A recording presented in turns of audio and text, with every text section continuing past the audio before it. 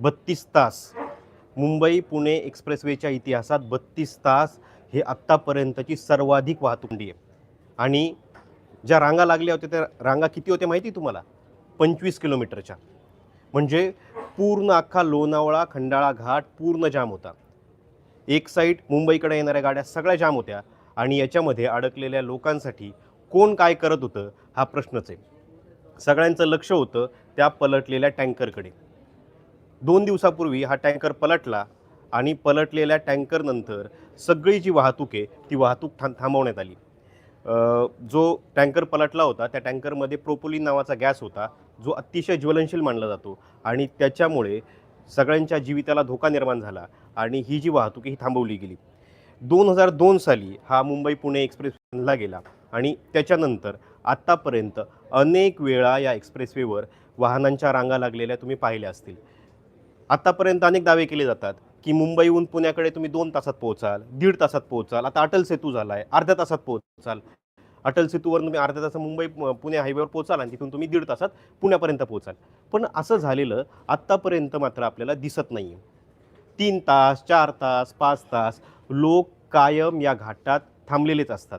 आणि या सगळ्यानंतर आता येतोय जो मिसिंग लिंक आहे, तो मिसिंग लिंकची आता चर्चा आहे की तो मिसिंग लिंक सुरू होईल आणि त्याच्यानंतर तुमचा वेळ खूप वाचणार आहे.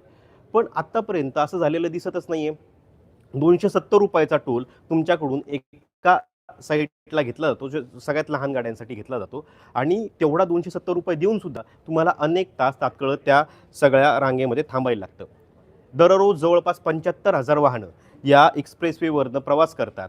आत्ताचं बजेट सादर झालं, त्या बजेटमध्ये मुंबई पुणे हा नवीन कॉरिडॉर सुरू करणार अशी घोषणा करण्यात आली. देशातला सर्वाधिक जो व्यस्त असणारा जो एक्सप्रेसवे तो मुंबई पुणे एक्सप्रेसवे. पण आत्तापर्यंत या एक्सप्रेसवेवर टोल वसुली सोडता कुठलीही कामं केलेली जात नाहीत असं दिसतंय. ज्यावेळेसपासून एक्सप्रेसवे बांधला आहे त्यावेळेसपासून आत्तापर्यंत तुम्ही जर पाहिलं तर या एक्सप्रेसवेवर 100चं लिमिट आहे. पण बऱ्याच ठिकाणी ते 60चं होतं, कधी 30चं होतं, कधी कुठली कामं चालू असतात. एक्सप्रेसवे नक्की राहिला आहे का असा प्रश्न इथं तयार होतो.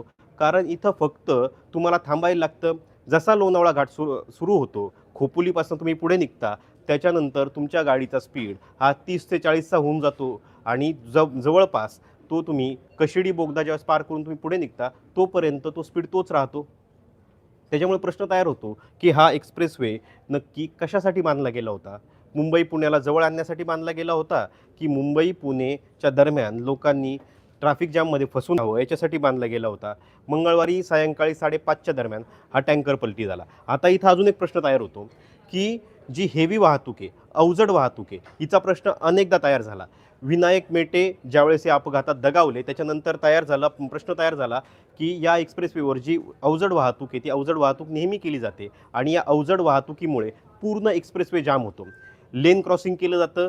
अवजड वाहनं ही कार किंवा छोट्या गाड्यांच्या लेनमध्ये असतात आणि त्याच्यामुळे पूर्ण ट्रॅफिक जाम होतं. आणि हा जो ट्रॅफिक जामचा प्रश्न आहे तो लोणावळ्याजवळ जसं तुम्ही येता, घाटात जसं येता, त्या घाटामध्ये अधिक गंभीर होतो.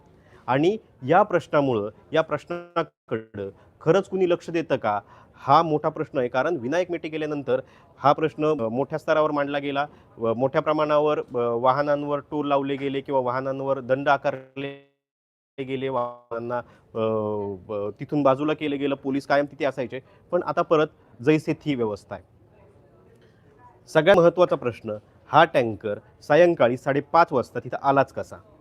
रात्रीची वाहतुकीची परमिशन दिलेली अवजड वाहनांना तरी हे टँकर येतात, अवजड वाहतूक होते आणि त्याच्यामुळं मुंबई पुणेच्या दरम्यान नेहमी ट्रॅफिक जाम असतं. 25 किलोमीटर या रांगा होत्या आणि हा टँकर जेव्हा पलटला त्याच्यानंतर लक्षात आलं की यातून वायू गळती होते. प्रोपोलिन नावाचा हा गॅस होता जो अतिशय ज्वलनशील मानला जातो.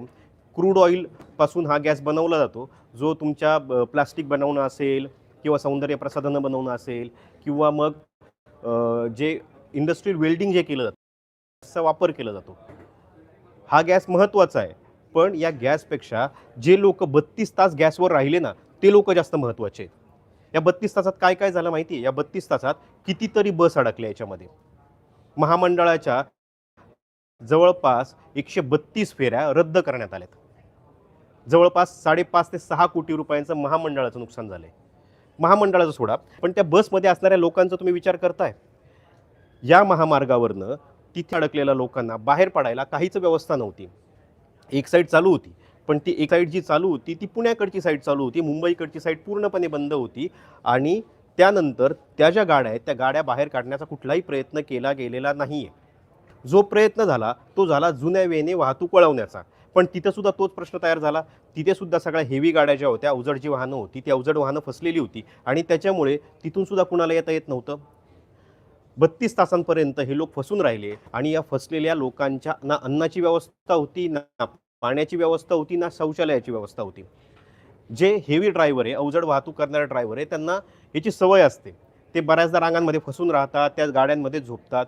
पण जे प्रवासी पुणे मुंबई साधे ट्रॅव्हल करतायत किंवा पुण्याकडे गेले असतील कामानिमित्त, त्यांना परत मुंबईकडे यायचं आहे, कुणाला फ्लाईट पकडण्यासाठी मुंबईकडे यायचं असतं किंवा कुणाचा दवाखान्याचा प्रश्न असतो, काही ॲम्ब्युलन्स असतात, त्यांचं काय, ते सगळे जसेच्या तसे अडकले. ज्यावेळेस हे सगळा टँकर पलटी झाला, या टँकर पलटी झाल्यानंतर त्याच्यावर सतत पाण्याचा मारा करण्यात येत होता. कुठल्याही प्रकारची ठिणगी पडू नये याची काळजी घेतली गेली आणि दुसरा टँकर मागवला गेला. याच्यामध्ये भारत पेट्रोलियम असेल, हिंदुस्तान पेट्रोलियम असेल किंवा मग रिलायन्स असेल, यांचे जे तज्ज्ञ आहेत ते तिथे आले. एक नवीन टँकर आणला गेला आणि त्या जुन्या टँकरमधून ज्याचा अपघात झालेला होता त्यातून ते सगळा गॅस रिकामा करून नव्या टँकरमध्ये भरला गेला आणि त्याच्यानंतर टँकर हटवण्याची प्रोसेस सुरू झाली, ज्याला तब्बल 22 तास लागले. म्हणजे त्याच्या आधीचे जे 10 ते 12 तास होते तो टँकर तसाच पडून होता. त्याच्यानंतर 22 तास ती सगळी प्रोसेस चालली आणि आता कुठं ही वाहतूक कोंडी सुटायला सुरुवात झाली. तरी दुसरा प्रश्न इथं तयार झाला आहे की बऱ्याच ड्रायव्हर जे आहेत त्यांची झोप झालेली नाही आहेत. अजूनपर्यंत ते रांगेतच फसलेले आहेत, ते झोपी गेलेले आहेत आणि त्याच्यामुळे तशाच्या तशा गाड्या अडकून पडल्यात. बऱ्याच गाड्या आता सुरूच होत नाही आहेत कारण घाटात अडकलेल्या गाड्या होत्या. बऱ्याच गाड्यांच्या क्लच प्लेट गेल्यात कारण गाड्यांच्या क्लच प्लेटवर ताण आला आणि त्या गेल्यात. त्याच्यामुळे त्या गाड्या बाजूला करणं ही एक सगळ्यात मोठी समस्या याच्यासमोर आता उभी राहिली आहे. या अपघातामुळं महामंडळाचं किती नुकसान झालं आहे पण सांगतो. महामंडळाच्या जवळपास एस टीच्या 132 फेऱ्या ज्या आहेत त्या रद्द करण्यात आल्यात आणि एस टीला तब्बल 3.5 कोटीचा फटका बसला आहे. ज्याच्यामध्ये शिवनेरी होत्या, शिवशाही होत्या, महामंडळाच्या ज्या लालपरी म्हटल्या ज्या साध्या गाड्या होत्या त्या होत्या. या सगळ्या बस पुण्यावरनं मुंबईकडे येत होत्या आणि त्या जशा तशा फसून होत्या, प्रवाशांसोबत फसून होत्या. या सगळ्यानंतर मुख्यमंत्र्यांकडनं चौकशीचे आदेश तर दिले गेलेत, पण चौकशी करायची कसली? टँकर कसा पलटी झाला त्याची चौकशी करायची, प्रशासन वेळेत कसं का नाही आलं त्याची चौकशी करायची, लोक त्यामध्ये कसे फसले त्याची चौकशी करायची, की लोकांना कुठल्या सुविधा का नाही दिल्या गेल्या त्याची चौकशी करायची. चौकशी कसली करायची? तुम्ही टोल घेता, तुम्ही सगळ्या सुविधा देणं तुमचं काम आहे. तिथं ॲम्ब्युलन्स असल्या पाहिजे होत्या, तिथं अन्न पाण्याची व्यवस्था केली गेली पाहिजे होती, तिथं शौचालयांची व्यवस्था केली गेली पाहिजे होती. ही व्यवस्था सोडा, तिथून लोकांना बाहेर कसं काढायचं ह्याची व्यवस्था का केली गेली नाही? तेव्हा तुम्ही लेन क्रॉसिंग करून लोक सोडता, यावेळेस लोकांना का सोडण्यात आलं नाही? 32 किलोमीटरपर्यंत रांगा लागेपर्यंत प्रशासन काय करत होतं? पुण्यावरनं ज्या गाड्या मुंबईकडे येत होत्या त्या गाड्या थांबवल्या का गेल्या नाहीत? त्यांना दुसऱ्या वाहतुकीचे मार्ग का मोकळे करू दिले गेले नाहीत? ताम्हिणी घाटातनं एक रस्ता जातो जो पुणे मार्गे ताम्हिणी घाट आणि ताम्हिणी घाट करून मुंबई गोवा हायवेवरनं पुन्हा मुंबईत येतो. तर या रस्त्याचा पर्याय का दिला गेला नाही? किंवा दुसरा रस्ता होता जो आळेफाट्याचा होता, पुण्याकडनं जी वाहतूक येते ती आळेफाटा मार्गे, कल्याण मार्गे पुन्हा मुंबईत वळवता आली असती, ती का वळवली गेली नाही? असे अनेक प्रश्न आहेत. एका बाजूला सगळ्यांचं लक्ष निवडणुकांवर असतं. आत्ता महापौर बसायचं आहे, सगळ्या महापालिकांमध्ये महापौर बसत आहेत, 11 तारखेला मुंबईत महापौर बसणार आहे, त्याच्यावर सगळ्यांचं लक्ष आहे. मात्र जे लोक अडकलेले त्या लोकांकडे कोण पाहणार आहे? त्या लोकांकडे पाहायला कुणालाही वेळ नाही आहे असंच चित्र सध्याला दिसतंय. कारण गोष्टी होतात, 32-35 तास निघून जातात, चौकशीचे आदेश दिले जातात. मात्र ज्यावेळेस लोकांना ज्याची खरी गरज असते सरकारची, प्रशासनाची आणि त्यांच्या सुविधेची, त्यावेळेस सरकार आणि प्रशासन असतं कुठंच दिसत नाही. आता याच्यामुळं मुंबईकरांचं किती नुकसान झालंय. जे मुंबईकर इथे होते, जे फसलेले नव्हते, त्यांचं किती नुकसान झालंय ते पहा. याच्यामध्ये दूध आणि भाज्यांचे जे टँकर आहेत ना, ते दुधाचे टँकर आणि भाज्यांच्या ज्या काही गाड्या आहेत ना त्या अडकून पडल्या. कारण सगळा जो भाजीपाला आहे तो पश्चिम महाराष्ट्रातनं मुंबईकडे येत असतो. सातारा असेल, सांगली असेल, कोल्हापूर असेल, नगर असेल, बीड असेल, हे जे काही जिल्हे आहेत या जिल्ह्यांना मुंबईशी कनेक्ट करणारा मार्ग म्हणजे कुठला आहे तर मुंबई पुणे एक्सप्रेसवे.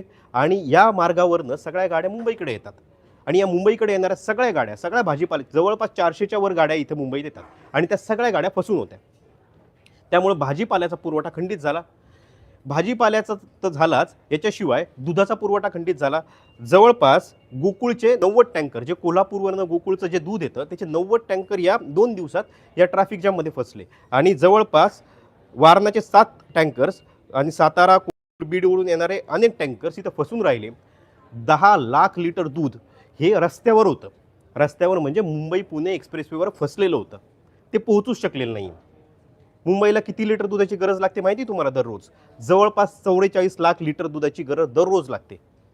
आणि 10 लाख लिटर दूध जवळपास फसलेलं होतं. दुसरा मार्ग जो होता तो नाशिकवरनं येणारा, त्या नाशिकवरनं येणाऱ्या मार्गावरनं जे दूध पोहोचलं मुंबईत, त्याच्यावर गेली 2 दिवस मुंबई चालली आहे. पण मुंबईतल्या माणसाला किंवा मुंबईतल्या प्रशासनाला किंवा मुंबईतल्या सरकारला बसलेला याची काहीच काळजी नसावी. चौकशीचे आदेश दिले जातात, तरी टोल वसूल केला जातो. ते टोलचे पैसे परत दिले जाणार आहेत का? तर याचंही उत्तर आत्तापर्यंत दिलेलं नाही आहे. जे लोक टोलमध्ये फसले, जे लोक त्या एक्सप्रेसवेवर फसले, त्यांच्या टोलचे पैसे अद्यापपर्यंत परत केले गेलेले नाही. कुणालाही फ्री सोडत नाहीत. टोलपासून जर 100 मीटर किंवा 200 मीटरपर्यंत रांग गेली तर त्याच्यानंतरच्या गाड्यांना मोफत सोडण्याचा नियम आहे, GR आहे. पण आतापर्यंत कुठल्याही गाडीला फ्री सोडलं जात नाही. टोलवर तुम्हाला पैसे भरायलाच लागतात. का टोलचे पैसे भरायचे? तुम्ही गाडी घेता त्यावेळेस तुम्ही रोड टॅक्स भरता, तुम्ही प्रत्येक गोष्ट पेट्रोलवर तुम्ही कर भरता, आणि तरीही तुम्हाला टोलचे पैसे भरायला लागतात. तर तुम्हाला चांगले रोड हवेत म्हणून. हे असे रोड पाहिजे तुम्हाला, ज्या रोडवर तुम्ही 32 तास असता. मिसिंग लिंक तयार करण्याचं बोललं गेलं आहे. 1 मे म्हणजे 1 मे जो येतोय आता, त्या दिवशी मिसिंग लिंकचं उद्घाटन होईल असं सांगितलं जातं आहे. अरे पण किती दिवस या लोकांनी फसून राहायचं? तो मिसिंग लिंक होईल. मिसिंग लिंक झाल्यानंतर पण वाहतूक कोंडी होईल. त्याला जबाबदार कोण असेल? सगळ्यात आधी मुंबई पुणे हे कनेक्ट होण्याची गरज काय? कारण आता मुंबई पुणे हे 2 शहरं राहिलेली नाही आहेत. ही 2 शहरं जोडली गेली आहेत, पूर्णपणे जोडली गेली आहेत.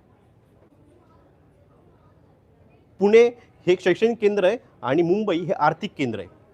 आणि 2 शहरांच्या मध्ये जी डेव्हलपमेंट आहे ती डेव्हलपमेंट इतकी वेगाने होते की त्याच्या तुलनेत रस्तेही तोकडे पडत आहेत. फक्त मुंबई पुणे एक्सप्रेसवेवर अवलंबून राहणं आपल्याला शक्य आहे का, याचा विचार प्रशासनानं आणि शासनानं करणं गरजेचं आहे. दुसरे मार्ग आपण उघडे करू शकत नाही का? ताम्हिणी घाटातला जो मार्ग आहे, जो सध्याला वापरला गेला, या पर्यायी काळात काही लोकांना कळाला तो मार्ग अद्यापही तुम्ही त्या मार्गाने गेले तर तुम्हाला लक्षात येईल अजूनही सिंगल वेचा रस्ता आहे. तुम्ही मुंबई गोवा हायवेने जाता आणि जसं तुम्ही ताम्हिणी घाटात घुसता तिथून तुम्हाला सिंगल वेने त्या मुळशीपर्यंत पोहोचायला लागतं. तो अजूनही तसाच आहे. दुसरा राहिला आळे फाट्याचा रस्ता. आळे फाट्या तुम्ही माळशेज घाटातनं ज्यावेळेस येता तुम्हाला परत मुंबईच्या जसे तुम्ही जवळ पोहोचता परत तुम्ही ट्रॅफिक जॅममध्ये फसता. ट्रॅफिक जॅमचा प्रॉब्लेम हा अद्यापपर्यंत सॉल्व्ह झालेला नाही आहे. आतापर्यंत दावे केले जातात की मुंबई पुणे तुम्ही 3 तासात पोहोचणार, 2 तासात पोहोचणार. पण तुम्ही ज्यावेळेस अटल सेतूपर्यंत पोहोचता, मुंबई सेंट्रलपासून तुम्हाला अटल सेतूपर्यंत जायला 1-1, 1.5 तास लागतो. किंवा तुम्ही हडपसरमधून ज्यावेळेस बाहेर पडता त्या हडपसरमधून बाहेर पडायलाच तुम्हाला 1 ते 1.5 तास निघून जातो. मग तुम्ही कुठल्या याने बोलताय की तुम्ही मुंबई ते पुणे हा प्रवास करू शकता? कुठल्या भागापासून कुठल्या भागापर्यंत? मुंबई हे जगातली जी यादी काढली गेली सगळ्यात जास्त ट्रॅफिक जॅमची शहरं त्याच्यात 10व्या क्रमांकाला आहे आणि पुणे हे 5व्या क्रमांकाला आहे. म्हणजे जर ट्रॅफिक जॅममध्ये या शहरांचा नंबर येत असेल तर आपण कुठल्या प्रकारचा विकास करतोय? आणि त्याच्यामध्ये आपल्याकडे कशा प्रकारचे ब्रिज बांधले जातात हे तुम्हाला माहितीच आहे. अनेक पुण्यातले ब्रिज पाडले गेलेत का? तर या सगळ्या गोंधळामुळे. नवले ब्रिजवर 30चं तुम्ही लिमिट लावून ठेवलेलं आहे. 30ने तुम्ही चालू शकता गाडी. घाटांमध्ये तुम्ही 40चं लिमिट लावून ठेवलं, जिथं उताराला तुम्ही गाडी नाही चालू शकत 40ने. आणि तुम्ही जर ओव्हर स्पीडिंग केलं तर तुम्हाला 2-2 हजाराचे फाईन भरावे लागत आहेत. कुठल्या वेने तुम्ही एक्सप्रेसवेवर या सगळ्या तुम्ही त्याला एक्सप्रेसवे म्हणताय? हा एक्सप्रेसवे नाही आहे. सरकारनं, प्रशासनानं आणि व्यवस्थेनं यावर जागा होण्याची गरज आहे. आणि जे लोक फसलेत ना त्यांनी याच्यावर बोलण्याची गरज आहे. कारण दरवेळी शांत राहणं हा पर्याय नसतो. तुम्ही बोललं पाहिजे. तुम्हाला जो त्रास झाला तो शासनापर्यंत, प्रशासनापर्यंत पोहोचणं गरजेचं आहे.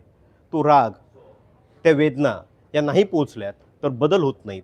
बदल त्याच वेळेस होतात की ज्या वेळेस तुम्ही स्वतः बोलायला शिकता तुमच्यावरच्या अन्यायावर. तुम्हाला हा व्हिडिओ कसा वाटला हे आम्हाला कमेंट बॉक्समध्ये नक्की कळवा. आणि अशाच माहितीपूर्ण विश्लेषणासाठी टाइम्स नाऊ मराठीला फॉलो आणि सबस्क्राईब करायला विसरू नका. कारण जनतेचे प्रश्न, जनतेच्या भावना आणि तळागाळापर्यंत असणाऱ्या लोकांच्या ज्या काही समस्या आहे ते पोहोचवण्याचं काम आम्ही करतोय आणि हे काम करण्यासाठी आम्हाला तुमची साथ हवी आहे. धन्यवाद.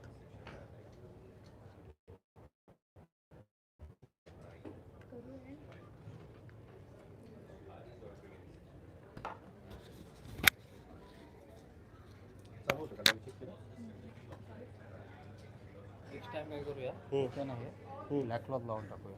हां चालतंय. इथे खाली ना? हां हां हां चालतंय. सर मला इथे